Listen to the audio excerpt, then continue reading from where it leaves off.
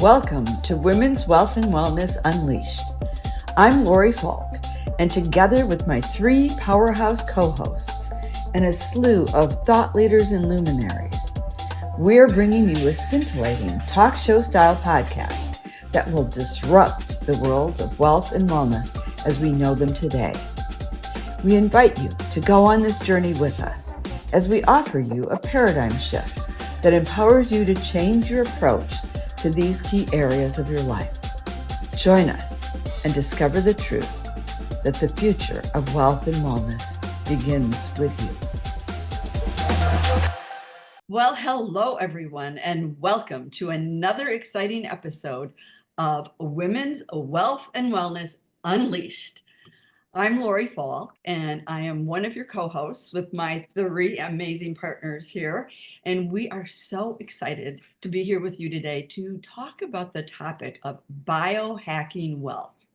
We've talked a lot about biohacking health, which is really what all the rage is. But the reality is that given everything is energy, and we know that that's not woo-woo, that's quantum science, everything is energy. So if everything is energy, every thought, every emotion that you put out into the universe has a vibrational frequency attached to it. And those vibrational frequencies are drawing back similar frequencies to you in all aspects and all areas of your life.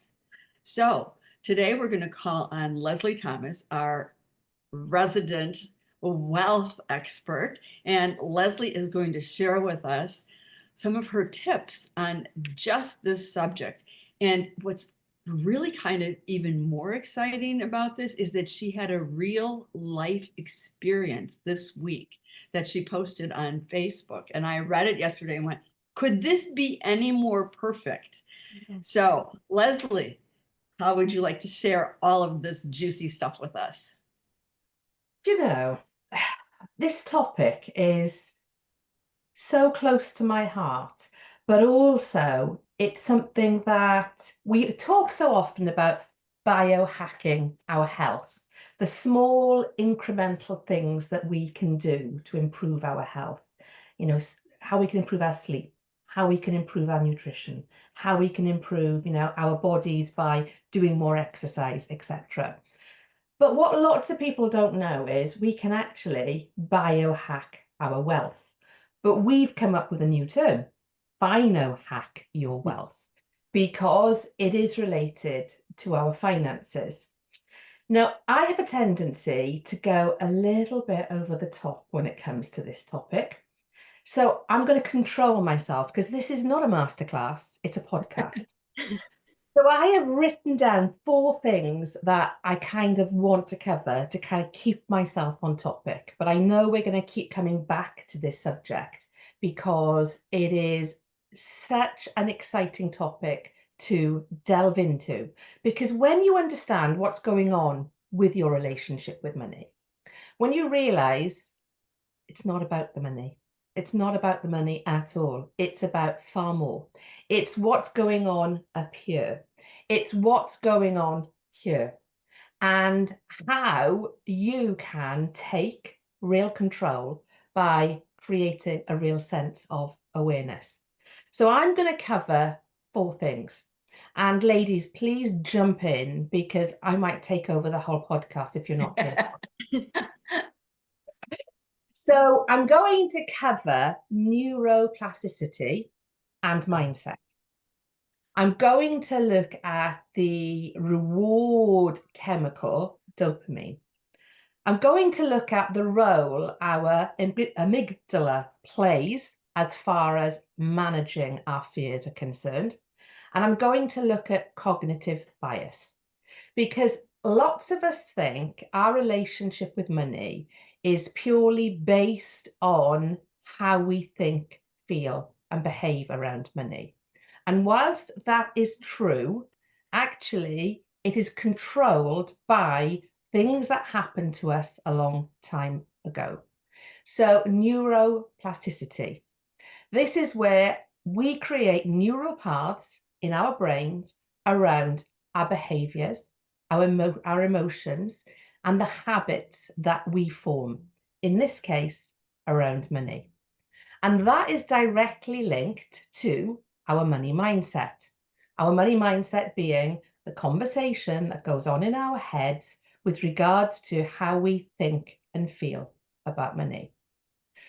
And when we hear the phrase, what we think, we become, it could not be truer when it comes to neuroplasticity.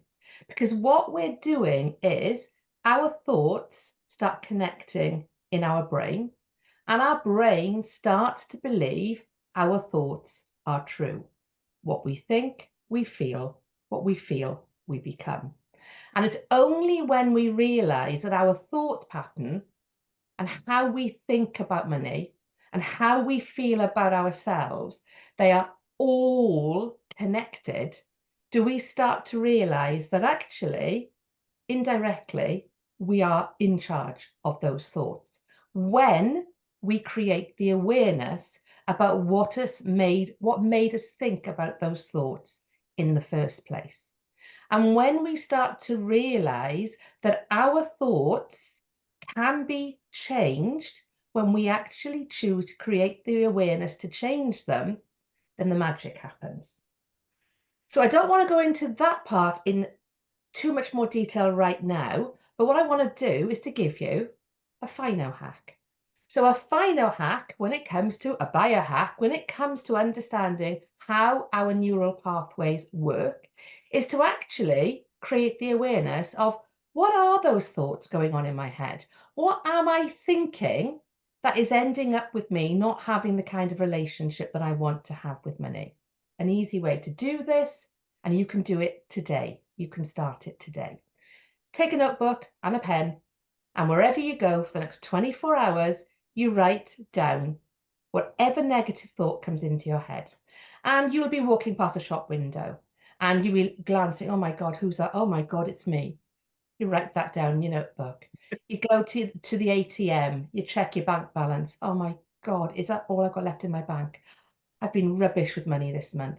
You write that down in your notebook. But you don't write down that exact thought. You actually write it down in the opposite. So as you're going past that window and you're thinking, oh my God, how do I look today? Instead of going, oh, I look awful. I look amazing today. This new outfit really suits me. Get to the ATM. You're concerned about your bank balance. Actually, I'm really good at managing my money. I'm going to make it through to the end of the month.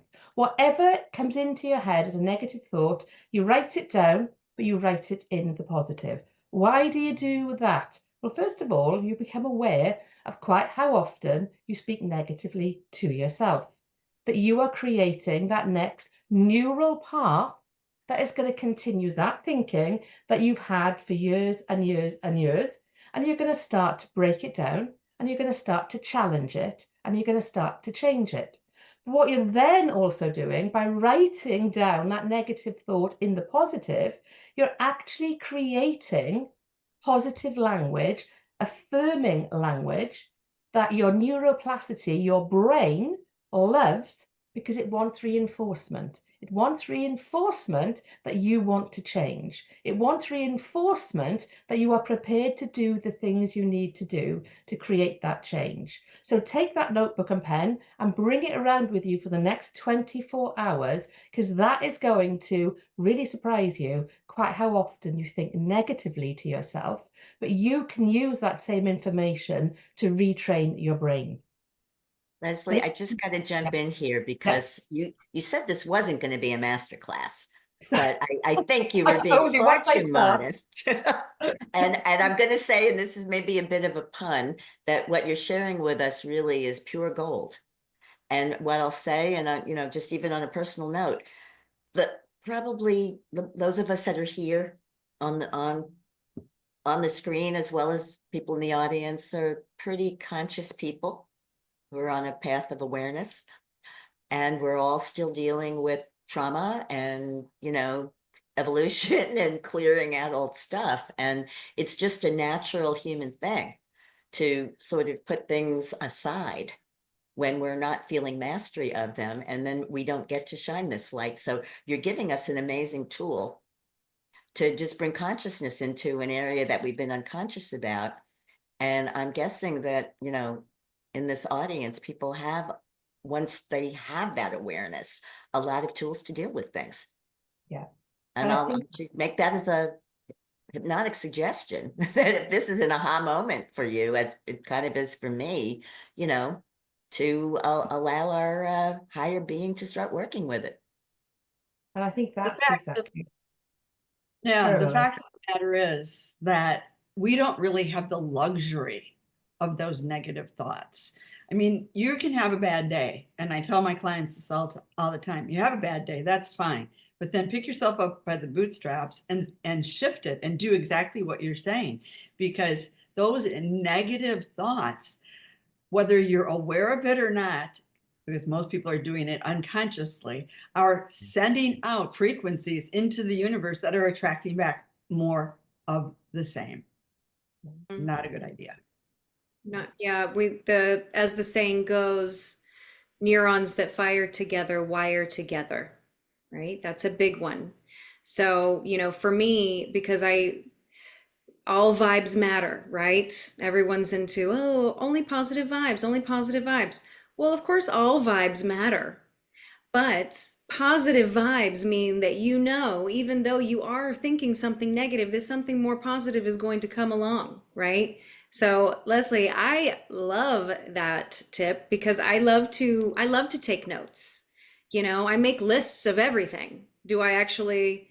I lose my lists a lot. I don't actually bring them to the store or wherever I need my lists, but I love to make lists. So this is definitely, I always have note paper in my bag. So I'm going to start trying this. I really love that.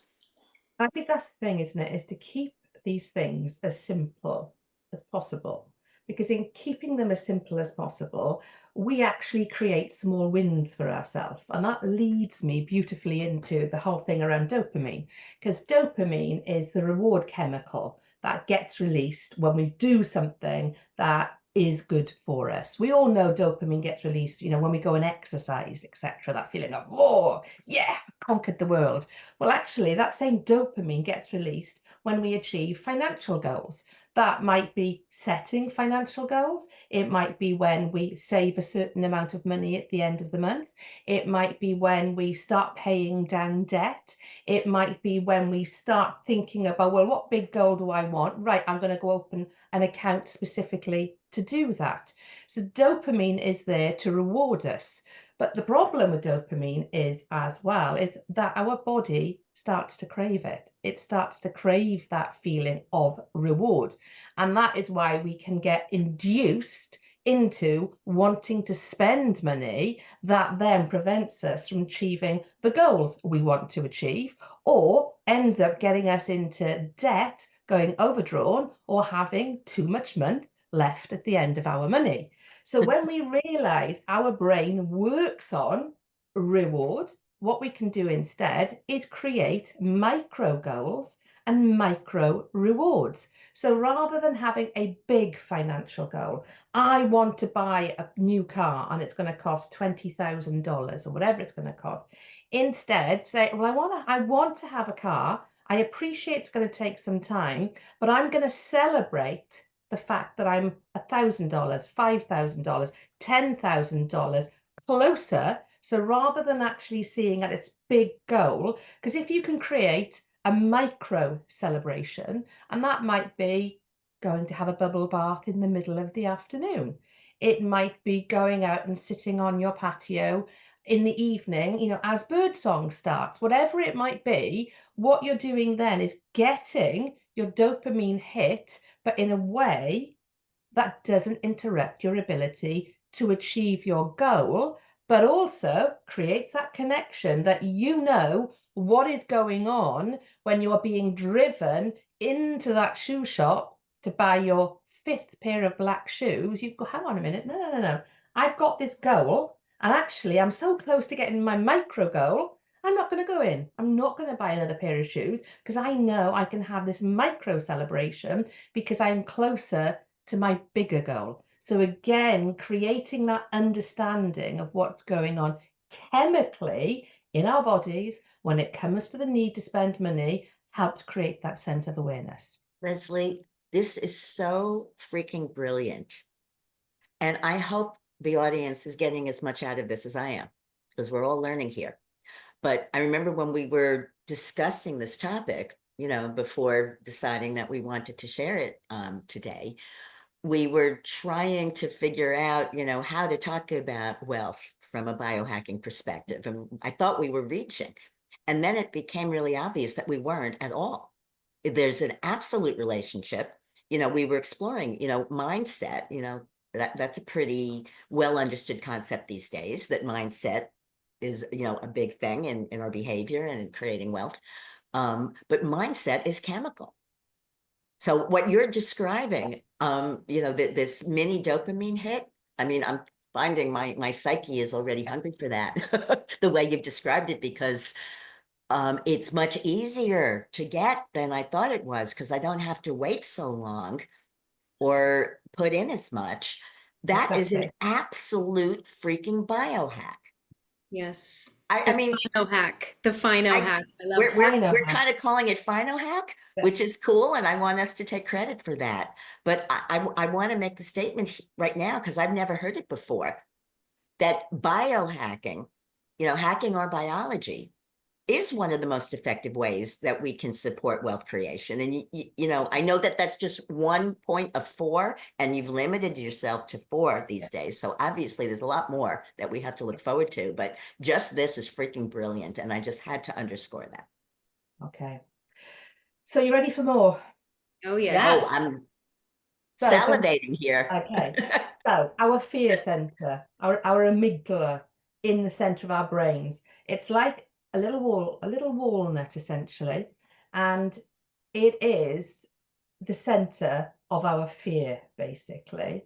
So when it comes to money, lots of people can be afraid of it. They can be afraid of how they manage it. They can be afraid of not having enough. They can be afraid of what will happen when things go wrong, because everything goes wrong. And then what happens?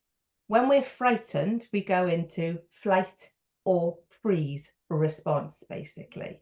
Cortisol gets released, and when cortisol gets released, we are unable to come up with the solution to get out of our problem. This clearly goes back to cavemen days, when the woolly mammoth was chasing after us, and we either froze or we ran for our lives, basically. And it's exactly the same for us when it comes to managing how we think and feel and behave around money. So when we know our amygdala will trigger cortisol, we know we have to find a way to manage our fear around money. Is the fear real, or is it perceived? Is it going to happen, or am I imagining it going to happen? And this is where final hack number 3 comes in. This is where learning to practice mindfulness is important, because if you can practice mindfulness on a regular basis, you are regulating yourself, you are learning to manage your emotions, you are learning to manage your fear, and you are learning to be really realistic about what is going on in your outside world. But when mindfulness doesn't work, there is something really powerful that does. Breathing in general, absolutely, but in particular, polyvagal breathing. And polyvagal breathing is where you breathe in for 4 and you breathe out for 6. And what polyvagal breathing does is it calms down your nervous system. And when you calm down your nervous system, your amygdala calms down, and it doesn't have the need to trigger cortisol. Instead, you actually calm down and you become more solution focused. So in the UK, we have our taxman, the HMRC. They send out these brown letters, demanding tax payments, etc. And brown envelopes in the UK can cause people's blood pressure, etc., to rise. When you get a brown letter through the door, what you need to do, polyvagal breathing. Breathing in for 4 and out for 6. This works in every situation of stress. So when adrenaline is overactive, breathing in for 4, out for 6, it calms your nervous system down. When you calm your nervous system down, that is when you can look at the solution you need to find in hand. However, what you want to do is a step before that. You want to actually create a financial plan that takes into account everything that is going on for you financially, and use that plan to create a situation where you have calm because you have a plan. You're not trying to come up with a solution based on brown letter arriving through the letterbox, because in reality, you know when you owe the taxman money. That letter is not a surprise to you. That letter is a reinforcement that you've been burying your head in the sand. So when you start to realize you can calm your system down before you get the brown envelope, and you can be solution focused, what am I going to do? I'm going to pick up the phone. I'm going to have a conversation. I'm going to explain my situation. I'm going to agree a payment plan. When the brown envelope comes through, you know it's okay because you've spoken to the taxman. You've agreed a plan. You've worked out your finances. But if when something hits you again, you know you have the ability to calm down your nervous system and get to a point where you are delivering a plan that works for you, rather than going from head in sand, stress, head in sand, stress. So that's my third biohack. Again, wow. I am, this isn't new information as far as like mindfulness and all of these things that we talk about before, but I'm going to say for myself that when it comes to money, a lot of this goes out the window. And I do experience a lot of what you're talking about as far as fear and not regulating myself. And, even though I educate people on how to do this for their health and other, for other reasons, but money is probably one of the biggest stressors that we have in society today, which stress causes inflammation, which causes all of these issues in the body. So this is very basic information, that you're giving us, Lesley. So if anyone else is like me out there listening, let us know. I mean, I think there's a lot of us. And Lesley, one of the observations I would make here that I think is also important is the process that you're describing is completely subjective. Yeah. I mean, people can have the same cortisol response, whether they only have $1 in their bank account, or I remember reading years ago, Marilyn Albright was freaked out that she only had $3 million left to her name. Oh my I mean, God. this is a subjective experience. People go, Okay. so I just want to say it because it isn't just an expression of, financial lack that creates all of this.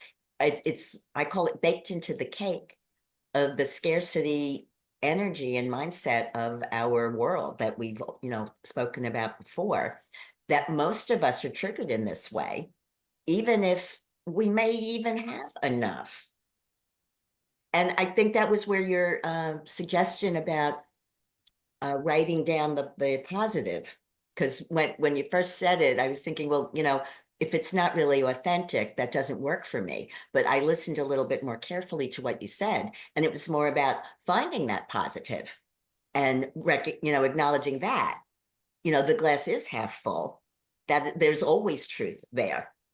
To actually consciously choose the perspective that reminds us about that, because the world is going to trigger us into the rest of it. We're breaking free of some very limited scarcity thinking in the world. So, Yeah. This is kind of revolutionary that we're saying we don't need to be in that mindset anymore, because I think historically, even people of wealth have been there. Absolutely. But also, by not writing things down in the positive, sorry, by not writing things down in the negative, you're not confirming them. So Mm. if you're writing down, I am overweight, I am ugly, I am rubbish at this, all you're doing is you're just confirming it. So the neural pathways are going, yeah, you knew that already. Yeah, you knew that already. As opposed to being disruptive and going, oh, really? So you now want to change how you think about yourself, do you? Okay, let's get on board with this. And that's what happens when you start to have pattern interrupt. Sorry, Laurie, I interrupted you. Oh, no, no. You know where I'm going to go. It's epigenetic emotional DNA. I mean, the problem is most Yeah. of us, right? Because we don't even realize 90 to 98% of the time we're reacting based upon those subconscious programs. And most of us have had either parents or grandparents who lived through a depression, who lived through Absolutely. such financial challenges that it just got embedded so deeply into them. And unfortunately, we're carrying that and we're reacting to it. So these Fino hacks will help us to move past that. Yeah. So thank you. When you hear people say, I'm breaking generational patterns and I'm breaking generational ties, that's what they're talking about. That's exactly what they're talking about, is making those little Lori, changes. can I make a little bit of a plug here? Because we're the four of us, we're located in 4 different places, as you know. We created this background to sort of give a studio vibe, because in spirit we're all together. But it's a beautiful background, and it's based on a piece of visionary channeled art that Lori produced called The Golden One, that vibrationally is about raising this frequency that we have about money.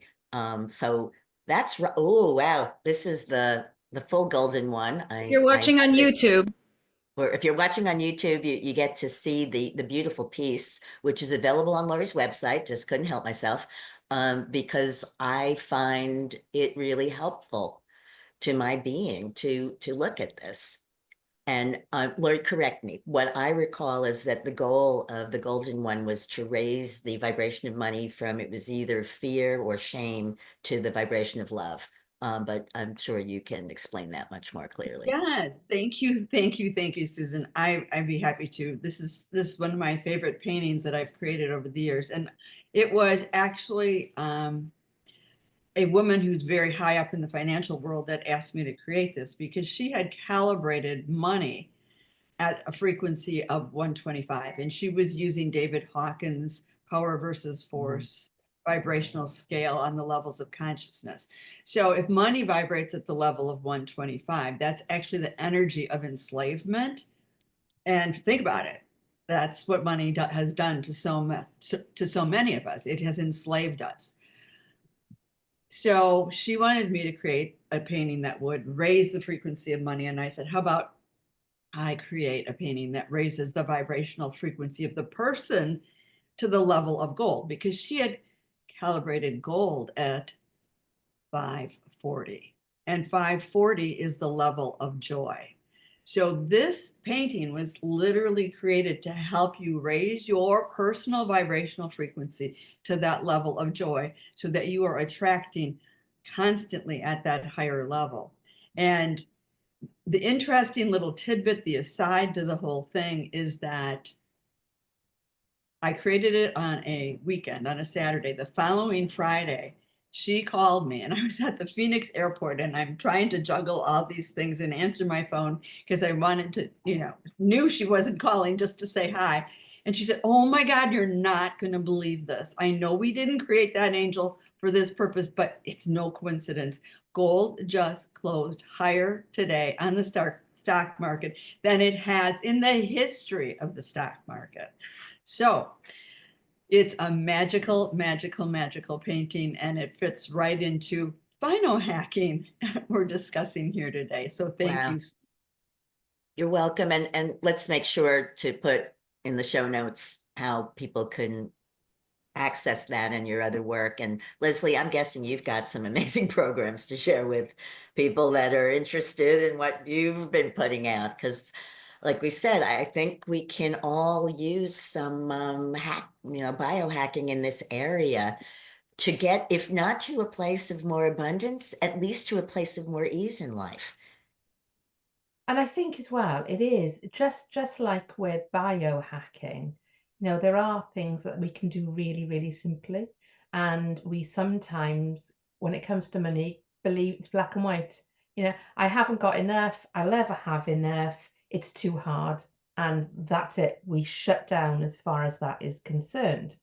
And I think when we realize that actually that is just a story we have told ourselves, it's just how we've allowed our brain to develop and to accept. It's kind of going, you keep telling me this, so it must be true. You keep giving me the evidence, so it must be true. And I think that leads into my fourth and final point around cognitive bias and understanding how different biases can really be our self-sabotaging and preventing us from having the ability to create more wealth. So if we think of loss aversion, which is cognitive bias, we have an aversion to loss, we're not going to invest because we have an automatic belief if you invest, you're going to lose, rather than actually looking at investing as a long-term way to build and increase your money and the compound effect. And just by leaving it in, actually, it's going to grow. But when you have a real fear, when you don't trust yourself and you don't trust the market and you don't trust your ability to manage your money, then you will actively stay away from creating investments. And there is no wealthy person on this planet who has created wealth through saving. Wealth is created through investing. So when you start to realize that your own cognitive biases are keeping you stuck, and if you think about an anchor bias, and an anchor bias is where you will hang on to something. So a mindset belief, a money mindset belief that money is hard to come by. I'm not good enough. I'm not good at managing money. My family has never had money. Who am I to think that I will? What you're doing there is you are anchoring onto that belief because it's a comfort blanket. It allows you to procrastinate. It allows you to continue to keep getting in your own way. It allows you to stay in your zone of comfort because you are hanging on, you're anchoring on to that belief. And the other one I want to talk about is confirmation bias, because confirmation bias is, and we're all to a certain extent guilty of this, this is when we place ourselves in an echo chamber where we don't want to be challenged. We don't want other people to start having different experiences to us because it will mean that everything that's gone before was wrong. So we like to be around people who are the same as us, who are where they are because they have allowed their own limiting beliefs to hold them stuck because it justifies where you are. See, they're exactly the same as me. Who am I to actually think I can rise above this? And when it comes to understanding your own biases, what you need to do is to put yourself into rooms, in conversations, read things that actually challenge where you are, what you believe to be true. Because in everything, largely, that we challenge, there's always something that we can experience and think about that might actually be better for us than actually continuing to believe the same things that we've always believed. So it's really important when it comes to our cognitive biases to realize, what are my biases? How are they holding me back? If I was to have different thoughts and beliefs, and from those thoughts and beliefs take different action, what could my financial reality look like? Because when you challenge yourself, again, this is when your brain will start to engage with you. Go, oh, okay. So you want to start thinking about this differently now, do you? Okay, let's look at a few options here. Then you start to get excited. Then your dopamine levels will rise because it's getting rewarded. It's allowing you to think differently. And by emotionally connecting to a different reality, that is when your brain realizes the need to change has a positive purpose. And when the need to change has a positive purpose, that is when we start behaving differently. Then we start seeing different results. Then the evidence gets created that it's working. And then our brain goes, that worked out okay, didn't it? Let's go again. So they're my 4 points there, basically. How did they land, ladies? Amazing, amazing. Now, here's the thing though, Lesley. I promised our listening audience that you were going to tell your personal story of what happened this week around sending out Yeah. these good vibes, and what did you attract? Yeah. So yesterday, and it's really interesting, I was not meant to be around yesterday. I was due to be at an all-day workshop up in London. And it got cancelled because the person organising it wasn't very well. So as it happened, I was in my office, I was working away, and the phone went. And it was a chief exec of a company, and I've never spoken to him before, but he knows somebody who I have worked with before.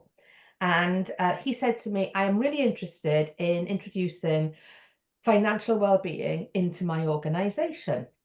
He said to me, I hear you're good. In fact, I hear you're very good. And of course, I didn't disagree with him. But we had this fantastic conversation. He was somebody who was like me. He had a strong interest in neuroscience. And we spoke at length with regards to people think that money is just about mindset and just about being good at budgeting and managing your money, when actually those two things are part of the equation, but actually the biggest part is knowing what is going on up here, of which part is your money mindset. And he's probably one of the most bought into people that I've come across, who really gets what people need to know. He wants his people, his organization, to have the whole kit and caboodle. He wants them to really understand the neuroscience around their relationship with money, because that will remove the fear. That will remove the blame. That will remove the inability to see beyond what has gone before.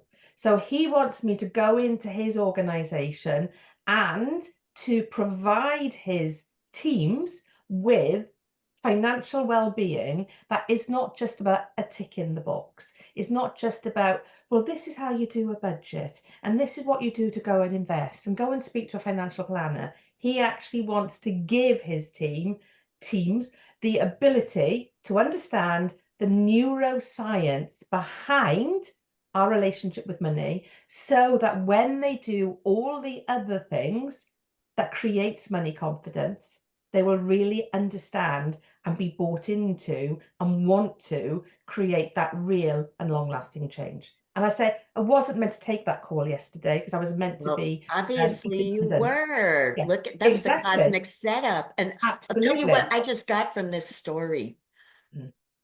We've promised a disruptive podcast. And I have to admit, I've enjoyed all of our episodes so far. I think this one has been the most fun for me. Good.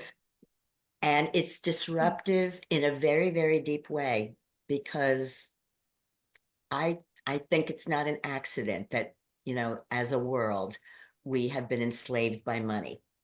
And I think just even these 4 points that Lesley illuminated for us today, and I know there's many more, are ways that we can break free of that. And that is really disruptive. I think it's one of the more disruptive things we have brought out. I'm also thinking that if anybody's enjoyed this episode and they haven't seen the one that we did a little earlier this year about becoming a vibrational match for what we want, where we were describing the having, a lot of the principles are very parallel. So if anybody didn't see that episode and enjoyed this one, you might want to go back and check that one out. But I have an amazing amount of stuff to process from today. I think anybody who has listened to this would. And wow, And I will Big come wow. back in a future episode with some more truly practical tips around investing, saving, automation, etc., etc. But I felt it was important because of the biohacking piece to actually start from here, and then everything else will follow. Over to you, Brilliant. Laura. Absolutely. Well, Lesley, thank you so much for helping us coin a new term, hacking. I hope it takes off in the world and we can say it started here today with this fabulous, fabulous podcast. I've loved all of ours that we've done, but I never took as many notes as I did today. So thank you for all those little hacks and all those little tips. And a huge, huge, huge thank you to our listening audience. I'm going to encourage you all to go to YouTube this time around so you can see that beautiful angel. And Yes. we'll, of course, put her in the show notes as well. And we thank you all for being a part of our audience. I thank all of you ladies for doing this incredible podcast with me. And this is the conclusion of another episode of Women's Wealth and Wellness Unleashed. We love you all, and we'll chat with you next week. Thank you so much for joining us today on Women's Wealth and Wellness Unleashed, where we empower women to take control of the two most important areas of their life, their health and their wealth. If you enjoyed today's episode, be sure to subscribe, leave a review, and share it with another amazing woman who's ready to elevate her wealth and wellness journey. Stay connected with us by heading to our website and joining our Facebook community. All the details can be found in the show notes. Until next time, keep thriving and unleashing your highest potential.